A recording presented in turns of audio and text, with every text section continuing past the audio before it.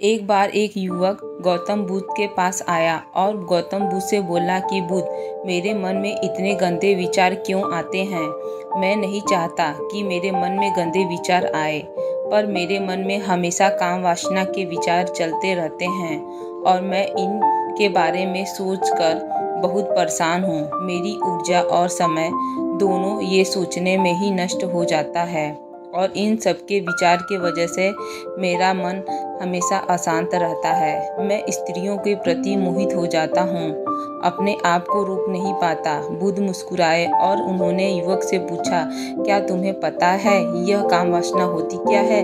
फिर लड़के ने उत्तर दिया और कहा, बुद्ध, मैं ये तो नहीं जानता कि काम वासना होती क्या है, पर मैं जानता हूँ कि ये बहुत बुरी चीज़ है। फिर बुद्ध ने उस युवक से कहा कि सबसे पहले तो तुम यह समझ लेना कि प्राकृतिक रूप से जो चीज़ हमारे अंदर है वो बुरी नहीं, हमारे जीवन में उसकी कुछ ना कुछ ज़रूरत है। वासना कोई बुरी बात नहीं है, यह तो हमारे मन की एक भावना है जो हमें किसी न किसी चीज़ की कमी का एहसास करवाती है और फिर हम उस चीज़ को पाने के लिए उस चीज़ की तरफ आकर्षित हो जाते हैं। जैसे तुम्हारे पास धन की कमी है तो तुम धन पाने की वासना उत्पन्न हो जाएगी। तो वासना कुछ और नहीं, एक प्रकार की कमी है जो कि एक प्रकार की ज़रूरत का एहसास है, और जब ये ज़रूरत शारीरिक हो तो इसे काम वासना का नाम देते हैं। युवक ने गौतम बुद्ध से कहा कि बुद्ध, मुझे काम वासना का मतलब तो समझ में आ गया, पर आप मुझे ये बताएं कि ये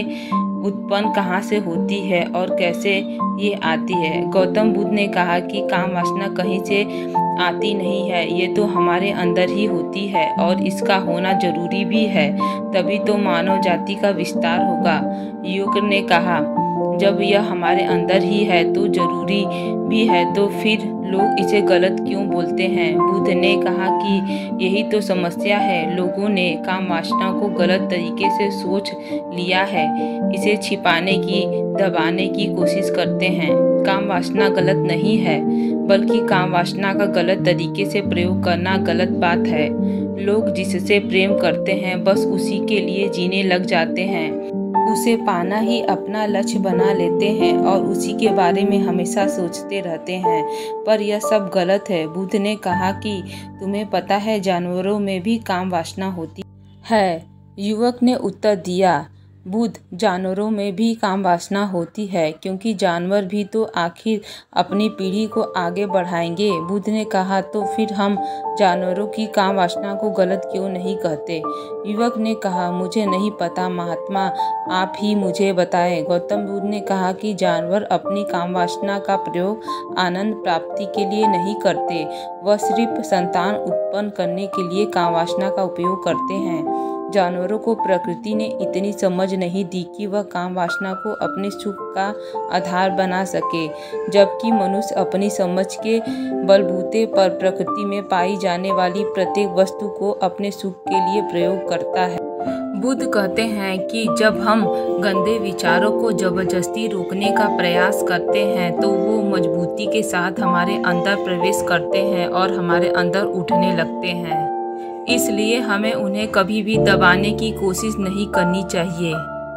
फिर गौतम बुद्ध कहते हैं कि हमारे बुरे विचार हमारी संगति के वजह से आते हैं। कई बार क्या होता है कि कामुकता हमारे अंदर नहीं होती, लेकिन कुछ अश्लील लोगों के साथ रहने की वजह से ये हमारे अंदर हावी हो जाती है। बुद्ध ने युवक से कहा कि जब तुम्हारे मन में गंदे विचार आए तो आप अपने आप को दोषी मत मानो। यह शरीर है और यह सब इसने हजारों वर्षों से सीखा है। केवल एक तुम्हारे सोच लेने से, शपथ लेने से टूटने वाला नहीं है, लेकिन तुम्हारे पास वो शक्ति है, वो ऊर्जा है जिनका उपयोग कर तुम अपने आप को संतुलित कर सकते हो। तुम एक जीवित ऊर्जा हो, कुछ भी अनुभव करने के लिए तुम स्वतंत्र हो, जो निर्माण करने के लिए स्वतंत्र हो। इसलिए आप अपने आप को पहचानो, अपनी शक्ति को पहचानो, जिससे आप उन गंदी विचारों से मुक्त हो पाओ।